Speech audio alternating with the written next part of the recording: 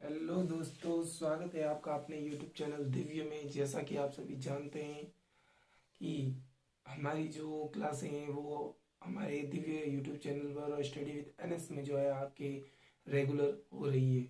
और मुझे आशा है कि इससे आपको बहुत ही ज़्यादा फ़ायदा मिल रहा होगा और आप भी अपनी तैयारी को रेगुलर रखकर बड़े ध्यान से अपनी तैयारी कर रहे होंगे, क्योंकि आने वाली बहुत सी ऐसी भर्तियां हैं जिसमें बहुत से पदों पद दिए गए हैं। और अगर अच्छी तैयारी रही आपकी तो आप ज़रूर सेलेक्ट होंगे। मेरी ऐसी आशा है कि आप सभी जॉब पर चढ़ें। तो कल हमने जो है हिस्ट्री की कुछ राजस्थान की प्राचीन सभ्यताओं के बारे में बात की थी। हिस्ट्री की क्लास है जो है हमने कल से शुरू कर दी है। किसी कारणवश में कुछ ये जो आपके लिए प्लेलिस्ट का मैं 2-3 दिन से कह रहा हूँ वो कर नहीं पा रहा हूँ, लेकिन आज कोशिश करूँगा कि सबसे पहले यही काम करूँगा। मेरे कुछ ऐसे काम आ जाते हैं जिसकी वजह से मैं ये काम नहीं कर पाता हूँ, लेकिन आप डेफिनेटली आज जो है आपके प्लेलिस्ट बना दी जाएगी। जैसे कि हमारे सामने जानकारी की 7-8-9 क्लासें हुई थी उसकी अलग से बन जाएगी, और हिस्ट्री की जो क्लास है वो शुरू हो चुकी है और वो भी बन जाएगी। तो चलिए आज की क्लास को हम शुरू करते हैं।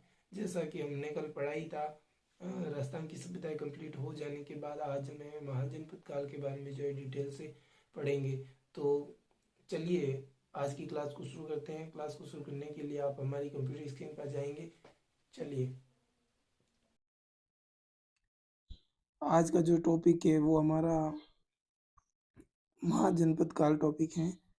इसके बारे में आज हम चर्चा करेंगे। तो आप ध्यान से देखिएगा, ध्यान से सुनिएगा, और अगर लिखने हो तो आप लिख सकते हैं। जैसे महाजनपद काल की बात की जाए तो भारत की दूसरी नगरीय क्रांति भी महाजनपद काल को कहा जाता है। भारत, ये क्वेश्चन आ सकता है कि भारत की दूसरी नगरीय क्रांति किसे कहते हैं, तो हम क्या लिखेंगे आंसर में? महाजनपद काल। महाजनपदों में किस प्रकार की व्यवस्था थी? तो गणतंत्रात्मक व्यवस्था थी। कैसी व्यवस्था थी भाइयों? गणतंत्रात्मक व्यवस्था थी। आगे बात करें राजस्थान में जनपद। राजस्थान में जनपद जो थे वो निम्नलिखित थे: मत्स्य, शूरसेन, कुरु। तो हम डिटेल टू डिटेल पढ़ते हैं। सबसे पहले अगर मत्स्य में पढ़ा जाए तो वर्तमान में अलवर व जयपुर जो है वो इसके अंतर्गत, मत्स्य के अंतर्गत आते थे। इनकी राजधानी, मत्स्य की जो राजधानी वो थी विराटनगर। ऋग्वेद में भी मत्स्य जनपद की जानकारी हमें जो है मिलती हैं। आगे बात करें तो दूसरा जो है अपना सुरसेन है। दूसरा मत्स्य कौन सा है? दूसरा जनपद कौन सा है? सुरसेन जनपद है।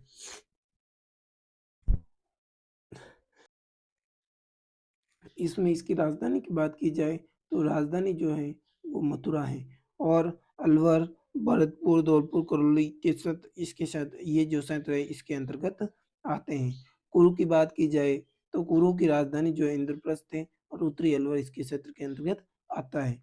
अलवर के बारे में ये जो डिटेल, अलवर के उत्तर में जो है कुरु है, दक्षिणी पूर्व में मत्स्य है, और पूर्वी भाग में जो है कौन सा अपना शूरसेन है। आगे चलते हैं राजन्य जनपद। राजन्य जनपद की बात की जाए, अगर आप इन सबको लिखना चाहते हैं तो आप बड़े आराम से लिख सकते हैं। ये नोट्स बहुत आपके काम आएंगे। आगे बात करें, और अगर आप पर्सनली मुझे कहते हैं तो मैं अपने खुद के जो नोट्स है ये जो है मेरे किसी के द्वारा भेजे गए हैं उनके द्वारा ही मैं आपको पढ़ा रहा हूँ, ताकि आप आराम से ध्यान में रख सकें।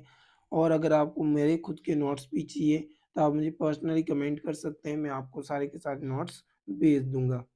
या फिर अगर आपको ये वाले नोट्स पीडीएफ चाहिए तो ये भी मैं जो है आपको भेज दूंगा।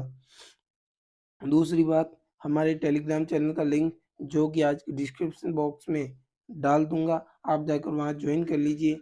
वहाँ पर जो जो डिटेल्स आपको डेली की जो जो टॉपिक्स पढ़ाए जाएंगे उनके जो नोट्स है, एक टॉपिक या 2 टॉपिक, वो वहाँ पर हम वो जो है अपलोड करेंगे। तो आप जाकर जल्दी से जल्दी टेलीग्राम चैनल को भी ज्वाइन कर लें।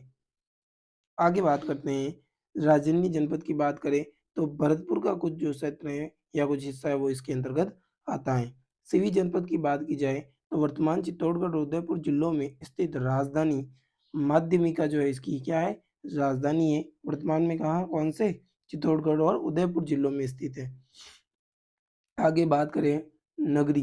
वर्तमान नाम जो था इसका क्या नाम है, नगरी नाम है। और राजस्थान का पहला उत्खनन स्थल जो है, उत्खनन स्थल जो है वो कौन सा है, नगरी उत्खनन स्थल है 1904 में। डॉक्टर, और ये जो आपने पढ़ रहे हैं ध्यान से ध्यान रखिएगा। आगे चलते हैं। तो मालव जनपद, मालव जनपद की बात की जाए तो मालव जनपद में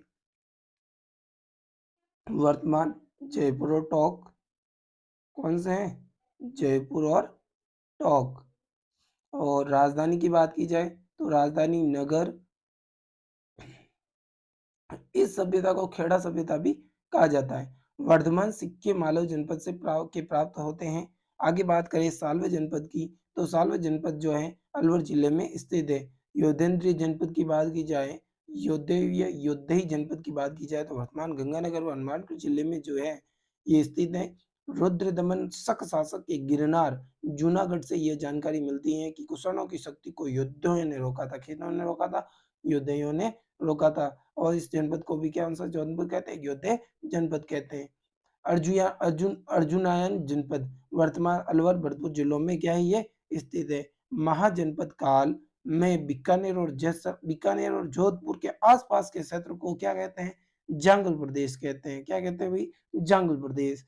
कालांतर में बीकानेर के शासकों ने जालंधर बादशाह की उपाधि का प्रयोग किया था। कौन सा प्रयोग किया था, प्राचीन समय में जो है बीकानेर के शासकों ने जालंधर बादशाह की उपाधि का जो है किया था। आज महाजनपद काल में हम इतना ही पढ़ेंगे, शॉर्ट एंड स्वीट।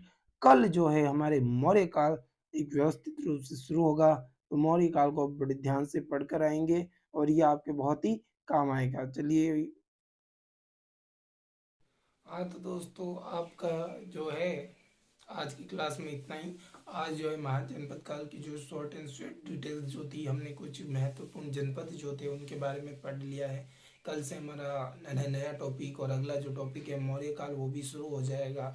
और जैसा कि मैंने अभी वीडियो में चलते हुए आपको बताया था कि आज जो है अपने टेलीग्राम चैनल दिव्य, जिसका नाम भी Divya with study with NSC है, उसको आप जाकर ग्रुप को ज्वाइन कर लीजिएगा। वहाँ पर जो भी हमारी जो डिटेल्स है, अगर आप स्क्रीन पर बड़े आराम से अगर नोट्स को नहीं देख पाते हैं तो जो जो नोट्स पढ़ाए जा रहे हैं वो सारे के सारे नोट्स आपको जो है वहाँ पर अपलोड हो जाएंगे। तो आप बड़े आराम से वहाँ पर देखकर उन नोट्स को अपने कॉपी में नोट भी कर सकते हैं अगर चाहें तो, और बड़े डिटेल से आप पढ़ सकते हैं। तो फिर मिलेंगे कल एक नए वीडियो के साथ। आप वीडियो को लाइक शेयर सब्सक्राइब करते रहिए ताकि हमें भी मोटिवेशन मिलता रहे और हम और भी अच्छे अच्छे वीडियो बेहतर ढंग से बनाने की कोशिश करेंगे।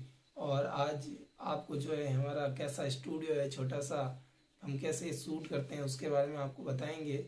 ज़्यादा कुछ नहीं है, बस आप खुद ही देख लीजिएगा वीडियो जब आएगा। ये वीडियो जो है, अब ये आज का वीडियो तो अभी कुछ ही देर में अपलोड हो जाएगा, लेकिन अगला जो अपना गुरु वो स्टूडियो वाला जो वीडियो वो हम या अभी 1-2 बजे लमसम अपलोड करेंगे।